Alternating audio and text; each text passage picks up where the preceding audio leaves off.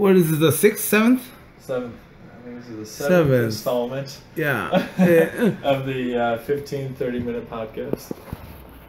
Yeah, I want these to be unedited, but I know it's going to be way too fucking long to do unedited ones. It's a weird thing. It's like, I want to edit it, but I also know people don't care. I don't give a shit. So where do I draw the line in terms of effort? Effort? No. I want full effort here. You told me you want to stop. Effort, no. You want to fucking stop and keep on drinking. Maybe go to a strip club. I'll do that shit. I'll fucking do that shit. You know? Oh man, I got $20. That's enough for. Oh shit, man. A set. I haven't been to a strip club though in like a decade. Oh shit. No. Yeah, dude, it's been a long time. Never mind. I went to a strip club 2 years ago with a friend of mine, and he got a lap dance. He bought us a bunch of drinks, and then he skipped out on the tab. Oh my god! There was throw up outside of my car, and I was like, "What the fuck?" Me and Anna were like, "What the fuck is going on?" Yeah. We opened the fucking door. We had left it unlocked accidentally, and the guy was sleeping in the fucking car. Dude, so I remember in undergrad, I had a bunch of friends come and visit, and they were like my rowdy friends or whatever. And I'm like, I got one more final. Let me just take this fucking final, and we'll move on from here. And we'll hang out later. And so then after my final, I hang out. They're like, dude, we're going to the titty bar. I'm like, okay. And we go to this titty bar, and they're like, dude, we were here at 11 o'clock in the morning. Because that's when they open up. And we've been the only customers. And I walk in, and they're all like, hey, Dave. Hey, Rob. How's it going? Nice to see you. And I'm like, what the fuck is going on? I'm like, all the strippers know who you are? what did I miss? Yeah. Hey, are you getting over that cold? Dude, it was fucking goofy. And I was there, and my friend stuck a $1 bill in the girl's asshole. And we always joked. He's like, oh, if you ever need your asshole clean, just talk to Ralph, because he's already had experience with cleaning assholes. Like cleaning it with $1 bills. Yeah, I don't know. It's recording. We got it. Yeah, it's official. Recording. Yeah, it's a goofy thing. It's weird to think it's 2:20 at this point after our 8 beers. No, yeah, it's weird because I'm like, we're talking for like half an hour, and we're like, holy shit, we haven't turned on the podcast. I feel good. I feel good about it. It's a weird thing. I think comedy is always an organic thing, and that's why a lot of podcasts work well. Is because it's just people talking and enjoying themselves. They're not putting a lot of effort into trying to be someone else. That's why I don't like a lot of LA comics, because they don't feel like human beings. They feel like they're acting in the way that they feel like that people should act that are in this position. Last time I checked, there wasn't any fucking human beings in LA. Yeah, I mean, I'll agree. With that being said, I love this person. This person. But I know it's from LA. The only comic that I like from LA is Jeff, but just because he lived here. Who's this? Jeff Carizales. I don't think I know. Oh, he's a miserable piece of shit, but I love him. So he's in your wheelhouse. I don't trust people who don't want to kill themselves. That is true. That's a big thing in comedy. Everyone wants to. If you're funny, you want to kill yourself. I don't trust someone who doesn't make fun of me, which is a softer version of that same idea. Where it's like, if someone isn't willing to make fun of me, then it's like, well, then you're just you're trying to appease me, and what you think who I am is a person. It's like, no. Have I made fun of you? Yeah, of course. All the time? I mean, you got 3 hours. You got 5 hours worth of material to go off of. No, you like I always say, you're fucking very likable. I appreciate those. No, shut up. Shut your mouth. This is my fucking podcast. Let me give out the compliments, motherfucker. N-word. Yeah. No, and I feel it's really hard to make fun of you, because you're fucking. And Jesus Christ, it's just a dick sucking contest here. Oh, you're fucking hilarious. You're fucking great, dude. Comedy is a weird thing, man. Where like I feel like it's the only thing I've truly loved consistently throughout my life. Like I've tried other things. I've tried other jobs. You've tried women. You've tried drinking. And nothing like connects into terms of what I feel like life should be. Until it's comedy. Like when I fucking hear a comic go off, even if I don't fucking like him, like it's like some like Not Jeff Foxworthy, but like that same like Larry the Cable Guy goes off and he makes a room full of people laugh. Maybe I don't like his jokes at all, and I think that's bullshit. But it's still like, fuck, dude, you did it, man. You fucking made that. You made that group of people that I don't even fucking know laugh. That's a hard thing to do. And we're not brothers, but like we get each other. Like, I'm doing the same fucking thing. Maybe it's a bullshit thing in comparison, and it's in front of 30 people instead of 30,000. But we get each other. I hate comedy. I've been to a bar, and I'm like drinking. Comedy's terrible. Comedy's a terrible thing. No, comedy is terrible. I've been to a bar also wonderful and great. Where I'm in the list, or not on the list, or don't know what the fuck's going on. Yeah. And comedy starts, and I have this thing in my stomach, like, oh god, why the fuck is comedy starting? Yeah, no, totally, dude. Here's one of my favorite things to see, which I eat this shit up. I love it. Is when someone comes on stage and goes, "Hey, we're about to do comedy in about 10 minutes. No, let's all get ready." Yeah. And there's a bunch of people who just got their food, like say Big Daddy's or whatever, and they're just like, "Oh fuck." Are you kidding me?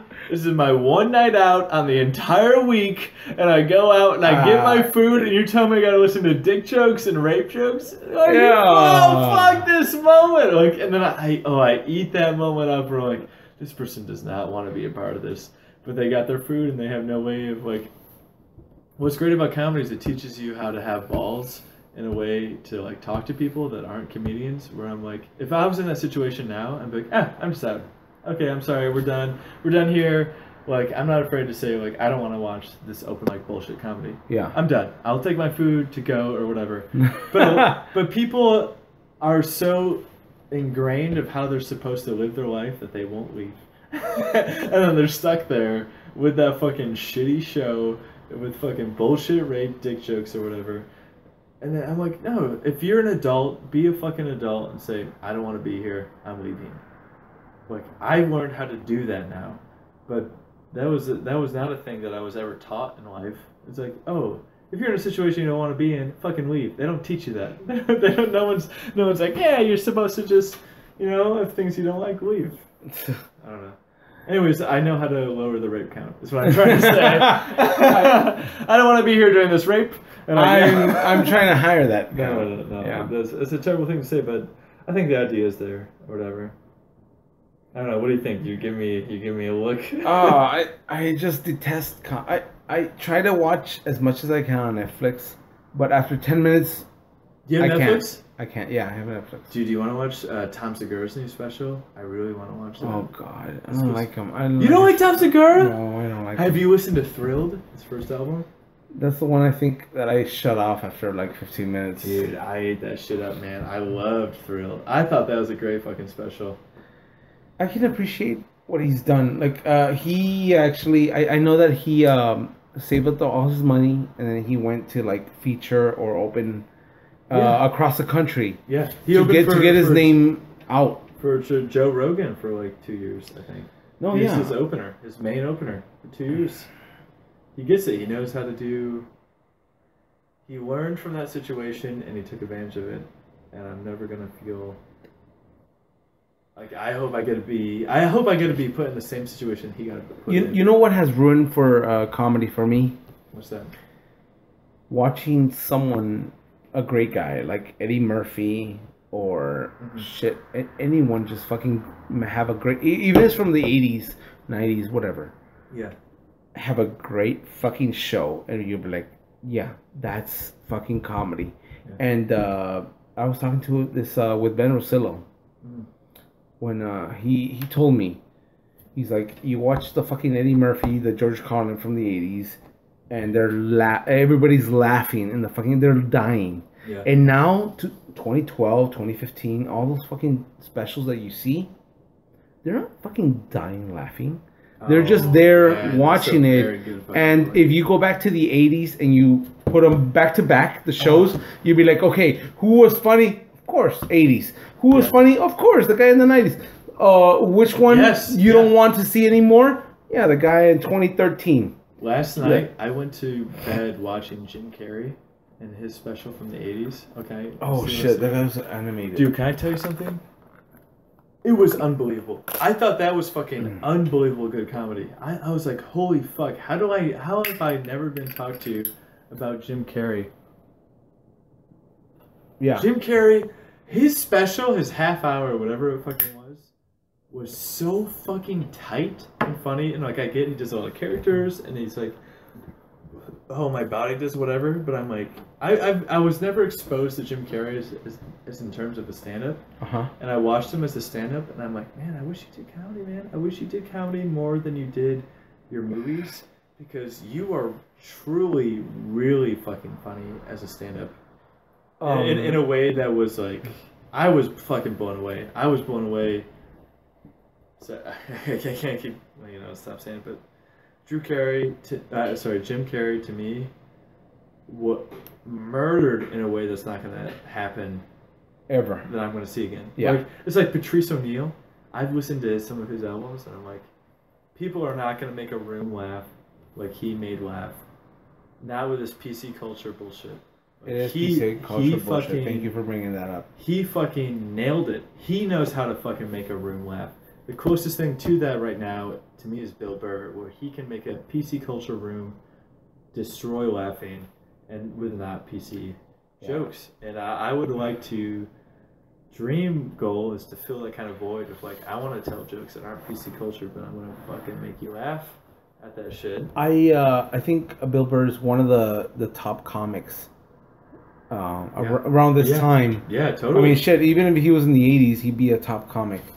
But this is the thing. I watched his stand-up for about 20 minutes, and I'm like, I gotta watch Futurama now. Like, really? No. What special was this? The latest one. With his black and last white? year, 2015. Black and white.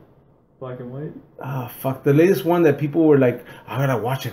There's one of his that's like in color, and I forget what it's called. He's like a purple suit on, almost velvet suit. And I didn't think that was very good. I didn't think the recording was good. And it's at a point now where I can watch stand-up and I can tell how it's being recorded and filmed, because I can hear the laughs. I can tell when they're authentic or not, which is like a skill that only comes from doing stand-up, I think. Comedy has ruined comedy for me.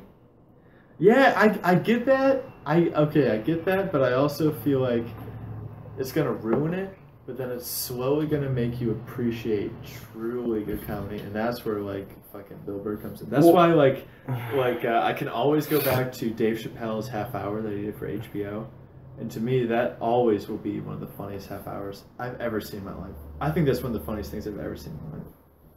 I don't know where I'm going with that. No, Dave Chappelle's the man. So funny. I know he went fucking crazy and went to Africa or whatever. If that's a crazy thing to do, I don't know. And the thing is, though, too, that's also, like, more than a decade ago. So now he's, redefined himself in some ways. He still does stand-up, and he's still around. He's a good comic. I just don't think I don't think he gives a shit anymore, though. He hasn't filled the void that his own character made. That's true. Try to surpass that character that you fucking made. That's fucking tough. Problems we will never have. I will never be able to fill a void that I made myself. Mm-hmm. In terms of telling jokes. Oh. I don't know, man. It's fucking crazy. I would love to hear more. I would love to hear that Ben Rosillo episode. I think Ben Rosillo, to me, is one of the comics that deserves way more respect than he gets. Because I think he's really fucking funny. No, yeah. I think he's absurdly fucking funny, and no one fucking gets it. He's one of the few comics that I look at, and I'm like, he's so fucking great that I want to strangle him. He knows how to be a fucking comedian. He knows how to be a fucking comic. And it doesn't always settle well with the audience, but that doesn't mean it's not true or correct. And no, he is one of the greats here in Austin. Very underappreciated. Very underappreciated. Yeah, same with Mikey Swenson, Chad Comstock. Oh yeah, Chad all those guys. I remember that guy. To me, like Ben Rosillo, Mikey Swenson, Chad Comstock are the best live stand-ups I've ever watched in my life. And I've seen like Amy Schumer and John Mulaney live in like shows, and I feel like they are more true to what I think of what stand-up should be than any other person I've ever watched do stand-up. Yeah, in a way. Man, yeah, I guess that's why I never want to leave open mic bullshit. You can never stop doing open mics. Yeah. That's the thing. The moment you stop, that's when you've surrendered your ability to be a good comic. Because you forget where comedy is birthed from. Comedy is birthed from the worst moment of life. And that's an open mic. Yeah. If you don't want to kill yourself, quit comedy right now. Exact quote from Brent Peesley. Those are words in my mouth. Those are not my words. Hello. Tell them about that. Thing. That's fancy. You know, I hold this phone up on a pack of gum, strawberry kiwi, because I don't know where the microphone is. I'm really bad at podcasting. Yeah, I need an editor. I'm looking for an edit person. Yeah, dude, it's an unusual thing, man. I just love stand up so much. It's like I think what was great about going to Honduras is I got whatever out of my system that was in my head that said that I can't do what I want to do.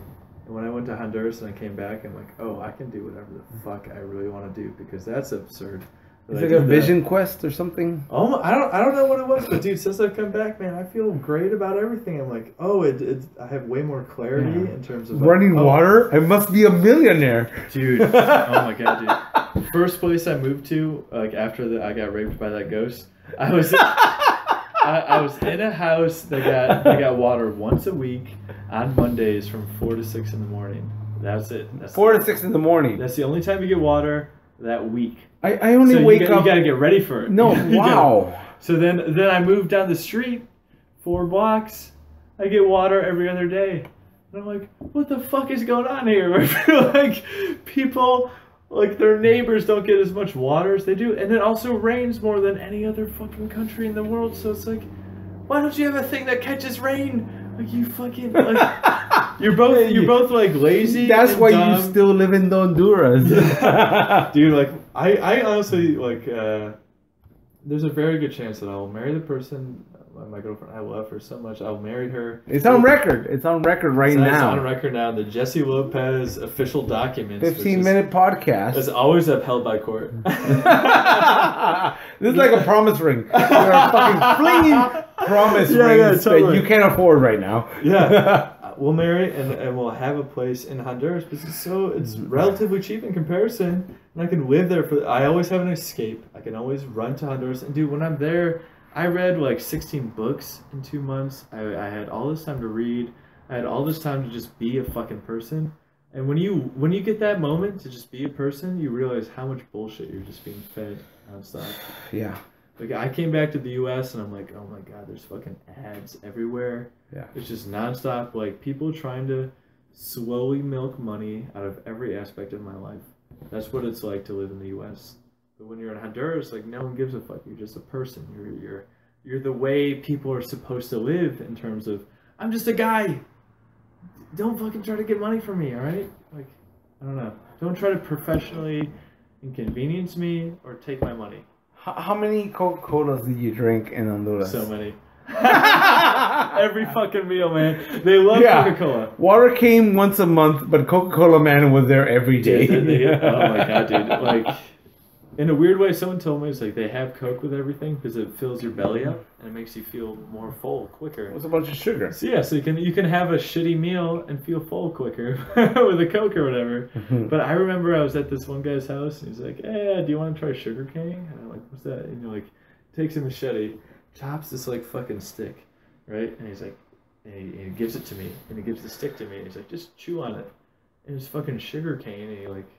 It off. I know, I ate sugar canes in town. And I chewed on this like stick, and I'm like, holy fucking shit, this is better than candy. He's like, yeah, this is what all the kids grow up with it. Yeah. I'm like, oh my god. Like, mesquite. Actually, I grew up with that and mesquite. Yeah. It's fucking it's amazing. Yeah. It's so good.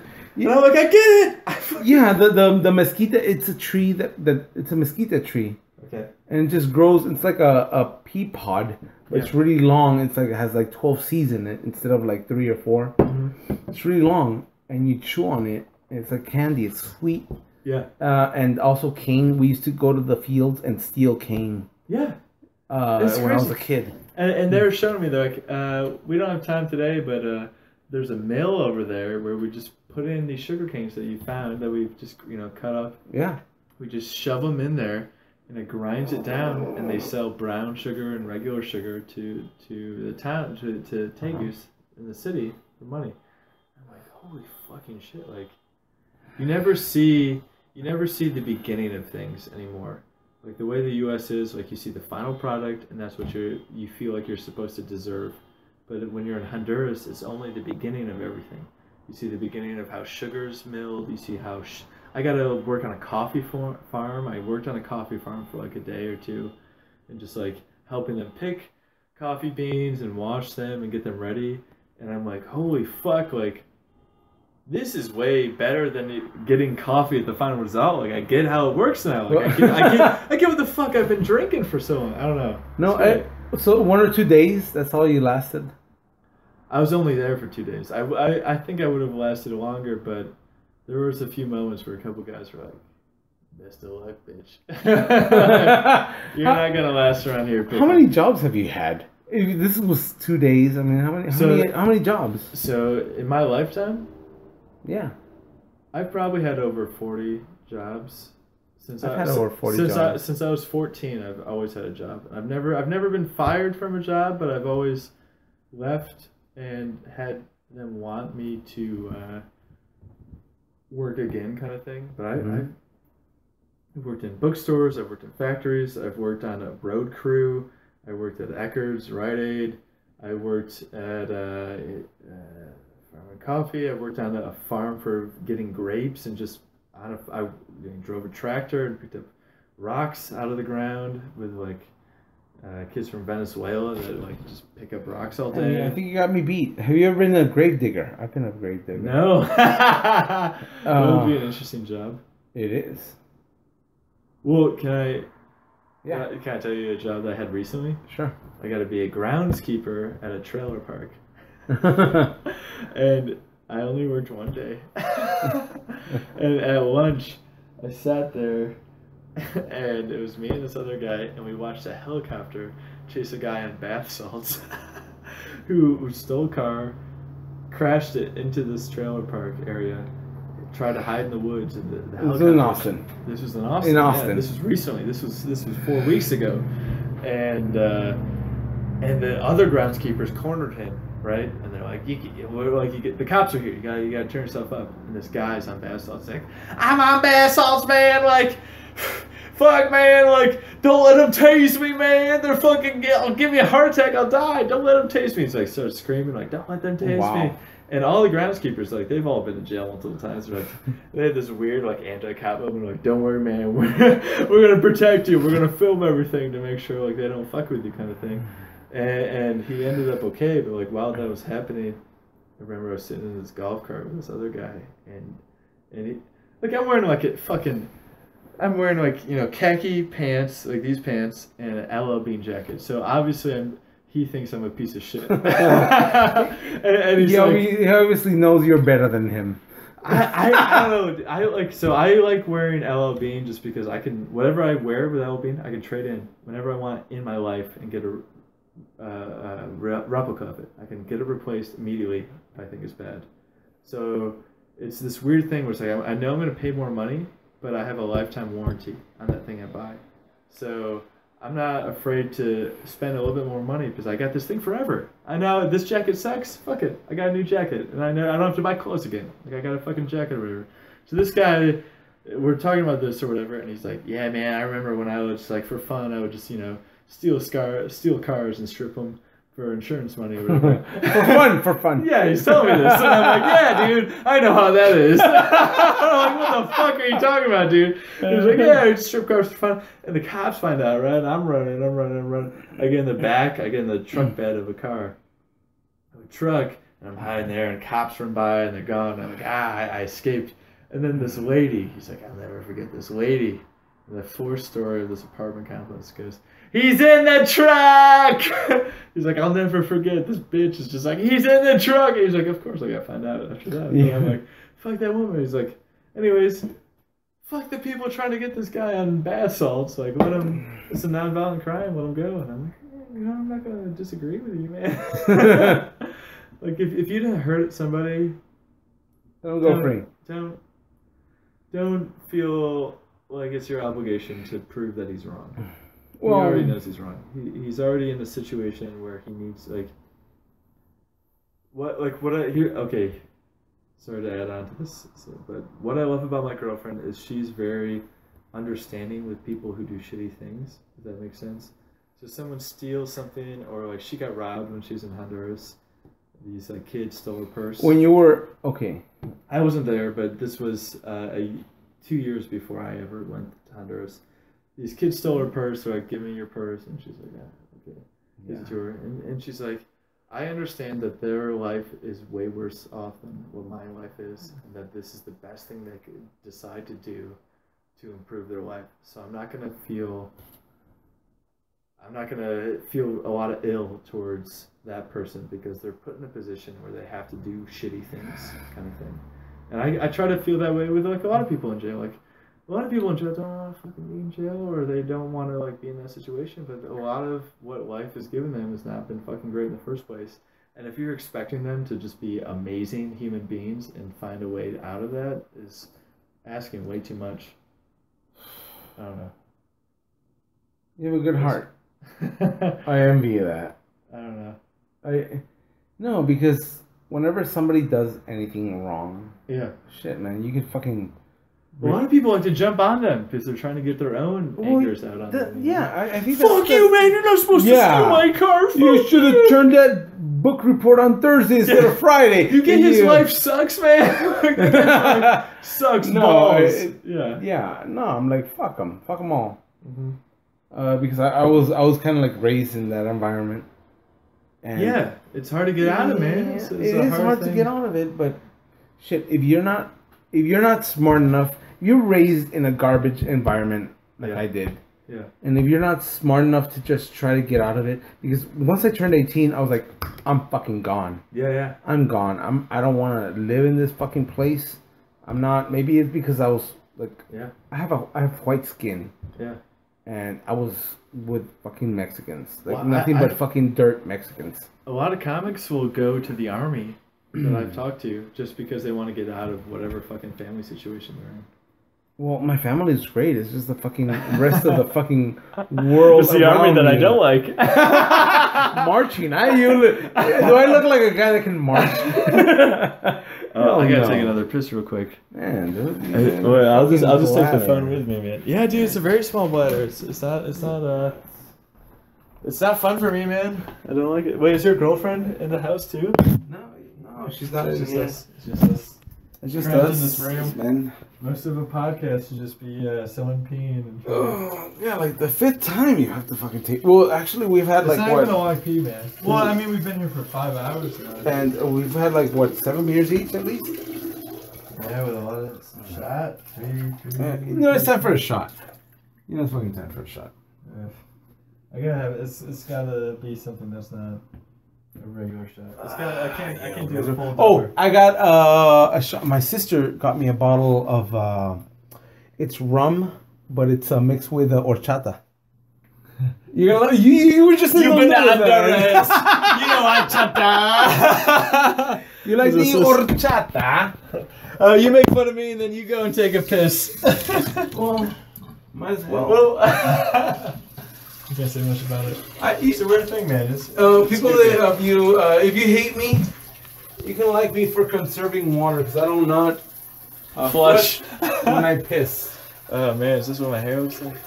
Dude, I gotta act like it's not that. God, my fucking. Dude, comedy is a wonderful and great thing and terrible thing all at the same time, and that's why I like it, man. To me, comedy is the best thing in the fucking world, and I don't trust people who don't understand that. It's like you realize we all die at the end. And it's all bullshit up until then. Honestly, Jesse Lopez is eternal. I'm on the 37th year of trying to be immortal. Yeah. I mean, we'll see how that pans out. 3 years. 3 years from now. We'll see. I thought you were gonna say like 50 years. The saddest part is the best podcast you're ever gonna be is in Jesse Lopez's Dead podcast. Yeah. Where it's just a bunch of people talking about you afterwards. Okay. 3 years from now. I'm gonna steal the last one. There's another pack. 3 years from now, my daughter, once she's 18, I guess, she's gonna release this.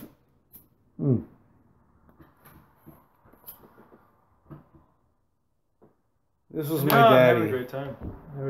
Yeah. This was fun. I don't know. So we've talked about your dreams of comedy, your style of comedy, how you feel about things. What is like? Is there everything you ever said online that you like regretted? Regret? Or yeah, I guess regrets in comedy. Do you have any, or do you feel like they're all learning experiences? They're all experiences. You know what? Once I had my first child, I told myself I will never be able to regret anything in my fucking life.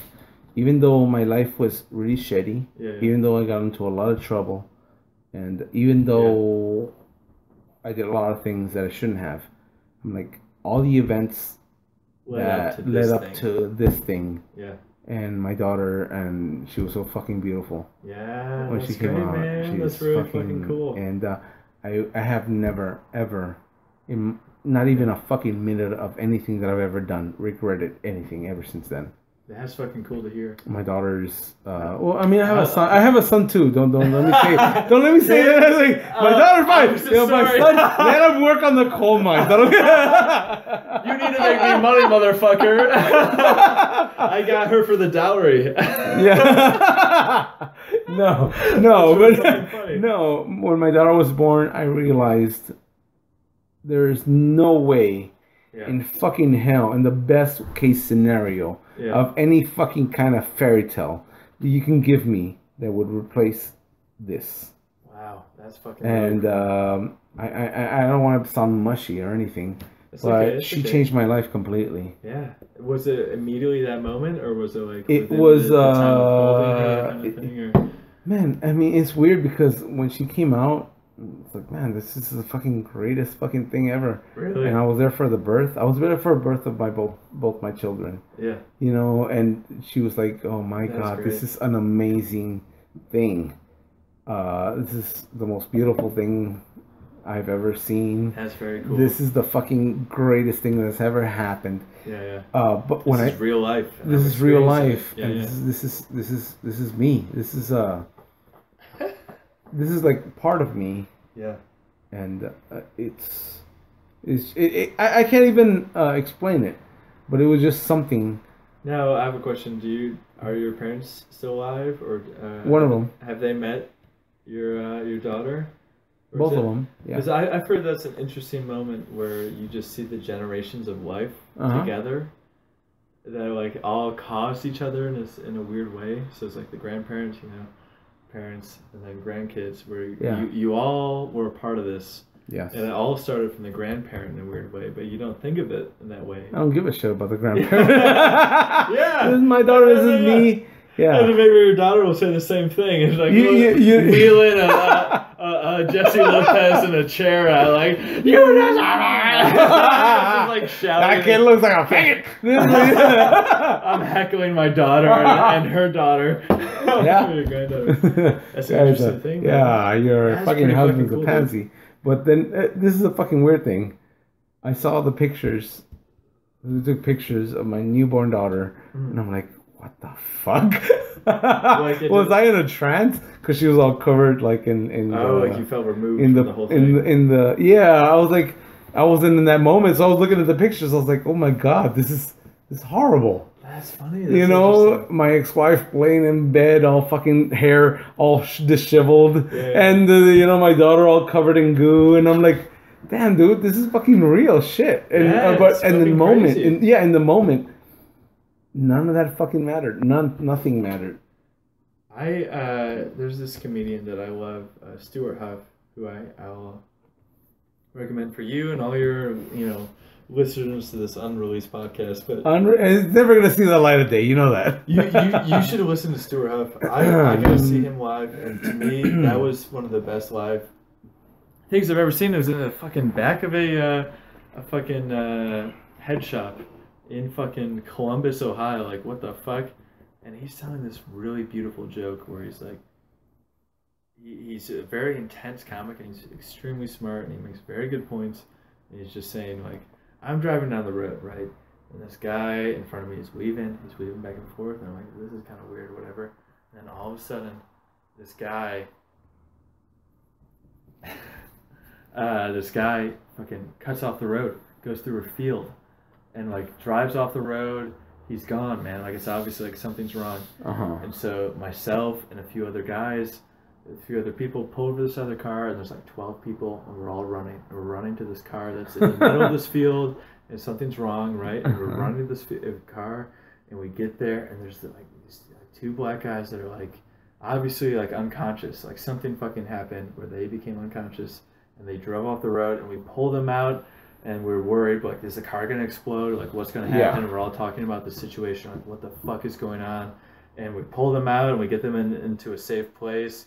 And the car's on fire, and it's really fucking crazy. And then an ambulance comes, and they come, and they pick up these people, and they take them away. Okay, they passed out, and their car is on fire. Yeah. And then these other strangers, and he is one of them, pulls them out of it. And, like, saves the day in some sense. Gets them away from the dangerous situation. Hospital takes them away, and so then it's just these people left in this field, and they're like, "All right, I guess job is done." He just walk back, and he's like, "You want to know what? That to me is what humanity is." And I'm gonna butcher his joke, and it's way better when he tells it. But he's like, "That's what humanity is." In this really intense moment where fucking life is on the line, and we all go like, fuck, we gotta help this guy. Not a single fucking person is like, hey dude, if he's a faggot, I'm turning around. Like, if this guy's black, there's no way I'm helping him. Like, all these like bullshit things that were sold that we're not gonna act like, oh, he voted for Trump, fuck this guy. It's like, no, this Republicans, let him burn. Yeah, it's like, this is a human being that's in trouble, and we need to help this fucking guy, and we're gonna help him right now. And he's like, and that's what the core of humanity is, and we just go away from that throughout life. And now I'm like, that's like, when I like listened to him say that for the first time, I'm like, fuck, that's a huge moment. That's bigger than stand-up. That's like just saying a true thing, like. Nothing is bigger than stand-up comedy. Yeah, but like the idea is there, where it's like, fuck, we're all in this together, and when shit hits the fan, we're gonna prove it that we're in it together. I can disagree, and I cannot like you. I can say like, hey, Jesse Lopez says the shittiest things on Facebook, but if you were in a car accident and like I was the only one to pull you out, and I'd be like, you said something stupid on this ATX open mic thing, I'm gonna fucking help you out. And I'm like, that's fucking true, man. Like, that's where a lot of that idea comes from. People having kids. Like, a lot of people I hear who have kids, they say the same thing. Like, now I'm gonna bitch at you. I'm like, I could have been dead, you piece of shit. You know, rent's due like in 3 days, motherfucker. Yeah, I don't know. It's a weird thing, man. Goofy. No, I don't know. I'm glad that I wasn't raised in a like I guess a racist environment. I was raised in like an ignorant environment, though. What's that mean? Like my dad, he never said anything, like not even against Mexicans, whites, nothing. Yeah. But he was like, oh well, white people, be careful, they're gonna give you their next job, kind of shit. Oh yeah, terrible. And he worked with black people, and he said, oh, I love working with black people. I love them. Black people are the greatest. They're always singing and dancing. And I'm like, I mean, right now, if you say that, you're like, what the fuck's wrong with you? You're racist. But it was a straight up, he was ignorant, but in a way that wasn't harmful. Honest and honest. And that's the nicest thing a person can be at a certain point, even if they're wrong. And that's the kind of, trying to be a person. environment that I grew up in, Yeah. where he wasn't racist, but he didn't know PC, and that's the kind of world. PC's this thing. It's like you should PC's feel guilty bullshit. for things you did that you didn't realize were bad in an environment that weren't bad. Like it was a bad. One of my favorite fucking jokes ever is from that Dave Chappelle half-hour HBO special I keep bringing up, where he goes like, "You can tell how a person is." I'm standing up for this one. So you can tell who a person is based upon the songs they used to sing during work. Like white people are just like. It's like, but black people are like, he's like got the stool on his back, like, and I'm like, that's so fucking true. Like, you can tell how hard someone worked based upon their work songs. Like, if someone's fucking moaning and crying, and that's part of the tune, that's hard life. I think this show was one of the last ones before the PC shit came in. And it's hard to say, man. I feel like Bill Burr's a huge, like lighthouse or standout in terms of that world. And it's more important to me right now to do comedy than ever before, because right now it's on the line. The way the future will be is on the line, and stand-ups are on the front line in terms of saying, I'm allowed to say whatever I want. You can't make me feel shitty for being a human being. And that's what you're trying to do. Well, I know this is a weird quote for me, but Mahatma Gandhi said, shit, what the fuck did he say? You gotta like black people. You gotta like them. No, be the world you want to. Shit. Mm-hmm. I mean, you gotta represent the world you want to live in. Yeah. And that's like be the change you want to see in the world. Yeah. And that is what I'm doing for stand-up comedy. And I know a lot of people don't appreciate that because they're like, oh, you shouldn't. You say like, no, but I want to be the fucking change I want to see in comedy. Well, and that's why I will never stray. I say never, but shit. Hand me a briefcase full of money and I will change. It's the fucking truth. I see. The thing is, though, in my opinion, it's like, you can get that briefcase full of money if you make conscious decisions of when you stray.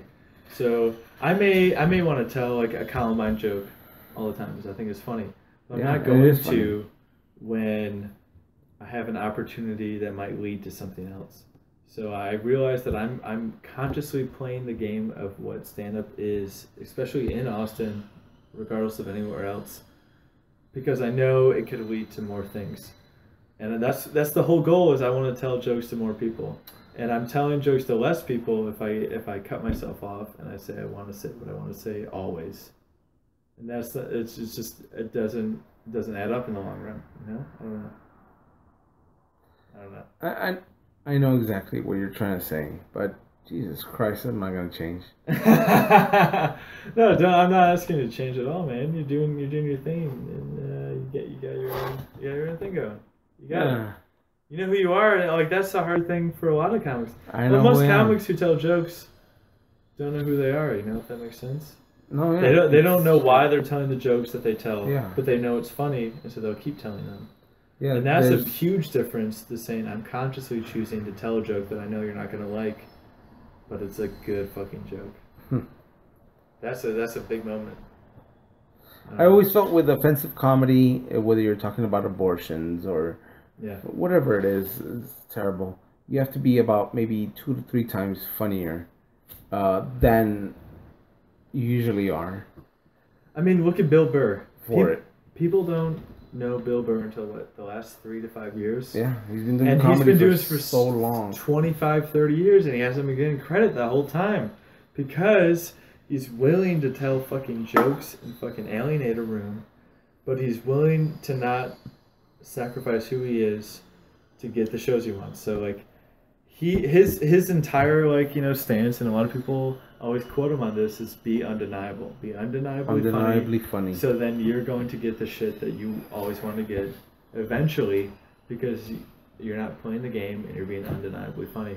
Well, that's not an easy thing to pull off, especially for 20 years. That's a hard shit. Dude, it's hard to do that for 2 years, Well, fucking 25. So if Yeah. you're willing to be undeniably funny, but you're not willing to play the game, you've added an extra 10 years to your entire career of comedy. I don't know. I feel once you cross that line, it's like you have your own morals. Everybody has their own morals. Once you cross that line, it's easier to cross it. Then you draw another line. Yeah. Once you cross that line, it's easier to cross it. Yeah. You draw another line, and when does that end? That's. It's not that I'm like so much afraid of it. Is that when am I gonna lose this this thing that I feel about it?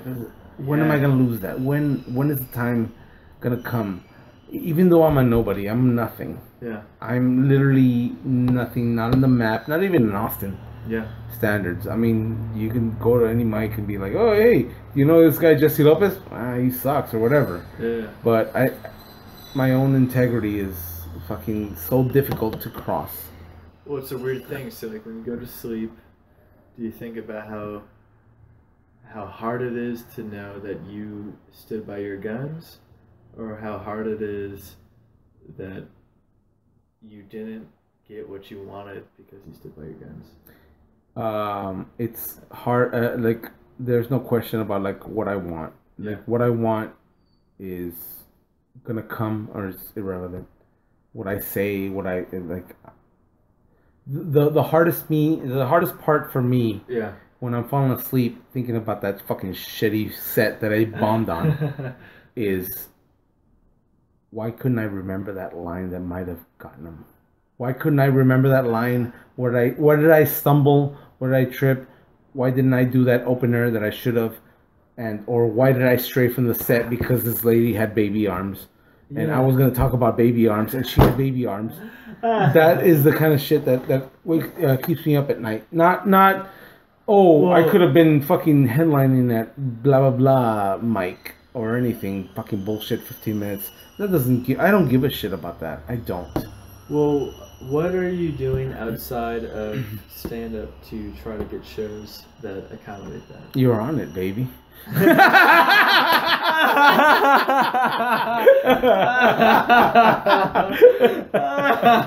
really fucking funny, man.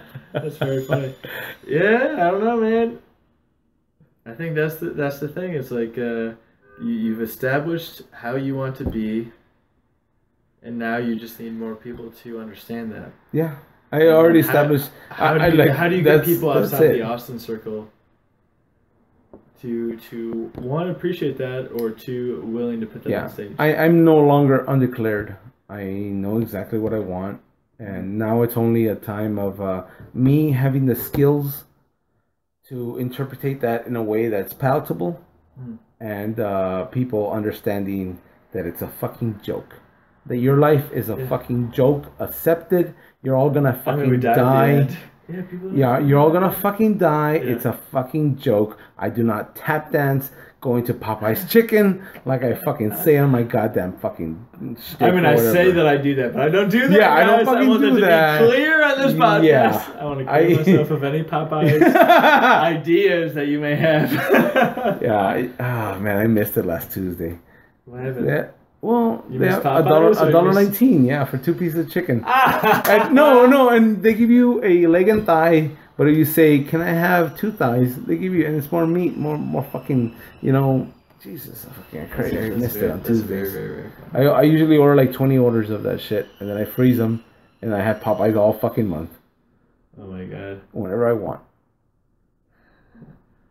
Well, I think I may head home after that. Oh, that's great, man. Thank you very much for being on this podcast. I had a good time, and I feel, I'm not gonna lie, I was a little unsure of what this would be, but after 7 beers and 3 shots later, I'm feeling all right about all of it. Oh shit, it's more like 9 beers, but yeah, it's fine. Yeah, a lot of booze.